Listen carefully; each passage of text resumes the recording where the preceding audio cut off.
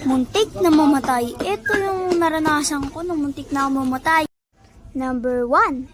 Ano to? Ilust ko nga to. Ah! At ayan na, may band-aid na. Number 2. Ayan guys, maikli lang to. Pero number 2. Alam niyo ba tong car truck? Basta car truck tawag ko dito. Kuya, pasakay, pasakay. Malapit na. Ito na. Ah!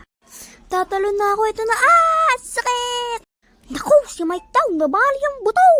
Wala, ano kaya nangyari dun? Okay ka lang ba, ha? Ay, number 3. Tungkol naman ito sa swimming. Ito talaga yung malapit na ako maging kwento. Tumalon ako at nalunod na ako. Haha, meron palang tumulong sa akin nun. Ang tanda ko, nahiya pa ako. Kala ko nga marunong na ako, kaya 6 feet okay lang yun. Feeling ko nga anime ako nun eh. Tapos nalunod lang ako. Number 4, ito yung deadly mikmik. Pag kinain mo to, patay ka na.